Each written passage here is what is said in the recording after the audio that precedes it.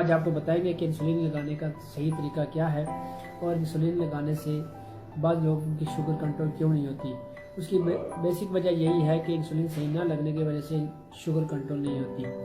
तो आज हम आपको बताएंगे कि शुगर कंट्रोल करने के लिए इंसुलिन जो सही तरीके से कैसे लगाई जाती है और उसको कहाँ कैसे कब कैसे लगाया जाता है।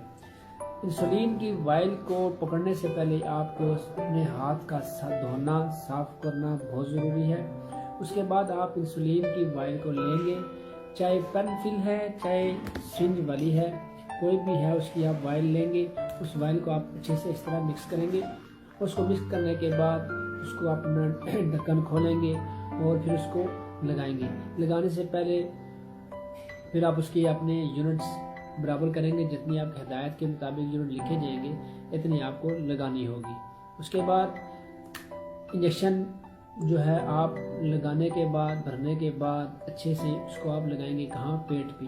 बाज़ लोग लगाते हैं बाजू पे, ये शुगर की इंसुलिन बाजू पे नहीं लगती, ये पेट पे लगती है और या आपके रान पे लगती है। उसके बाद जहाँ पे आप इंजेक्शन लगाना चाहें उस जगह को साफ़ करेंगे। साफ़ करने के बाद वहाँ पे इंसुलिन लगाएंगे। 90 डिग्री पे रखेंगे आप और जहाँ पे लगानी है मतलब पेट के ऊपर उसकी खाल को आप ऊपर से पकड़ेंगे और उसके दरमियान में आप लगाएंगे और पूरी नीडल को अंदर कर देंगे। उसको लगाने के बाद उसको आराम से पहले आप खाल को छोड़ेंगे और उसके बाद बड़े ही आराम से उसको सुई को निकालेंगे। एकदम लगा के एकदम आप निकालेंगे नहीं, क्योंकि वहाँ जब एकदम निकालेंगे तो वो इंसुलिन जो आपकी दवाई है वो वापस बाहर आ जाती है।